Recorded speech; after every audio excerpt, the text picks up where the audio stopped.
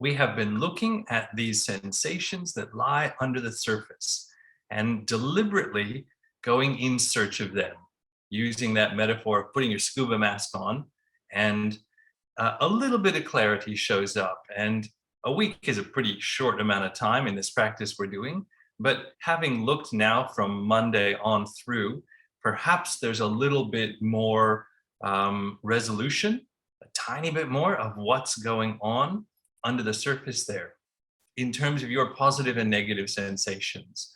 But to sort of presage where we're going on Sunday, you can start that off a little bit. Those of you who are here, we are going to, so keep looking down there, keep doing exactly what you're doing, but in a way, we're going to start consulting those sensations. We've been just looking at them, looking for them and at them. Oh, here's a little bit of positivity I hadn't noticed. Here's a little bit of tension or negativity I hadn't noticed. And so now we consult them in our decisions, both small and large, right? Now that we have a little bit of connection and awareness to them. So it might be a really kind of fun, light example is, let's say you have a picture hanging in your space and you think, is this a little bit crooked, right? How do you determine if it's straight or crooked? And if you're like me anyway, but you go experiment with this, it's a sensational thing, but you might not feel it as sensations, but it is. It's not really a cognitive thing. You don't get your ruler out. Some of you might, most of you don't. It's not an emotional thing really, but something in your body says, nah, it's a little bit, it doesn't feel right, right? And so that's a really minor thing, but, or it could be like, do I want to marry this person, right? You know, and you're going to have emotional data, you're going to have cognitive data, but you're going to have body data and everything in between. What do I want to eat for lunch, right? Your emotions say, I think I want Tim Tams.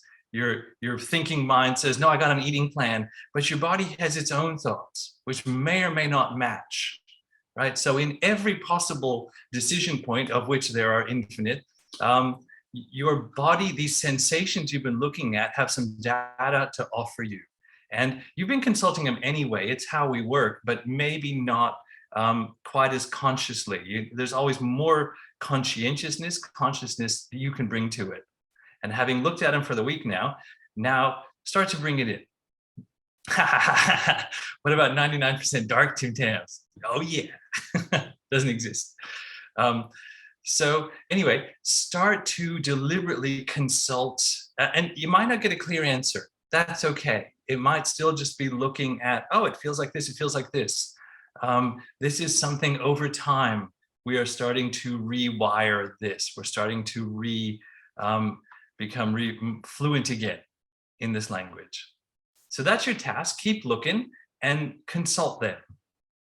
Yeah. And if you don't get a clear answer, no big deal. If you get a clear answer or an answer, just add that to your data set. It's interesting, right? And we'll talk more about that and about what we did this whole week on Sunday.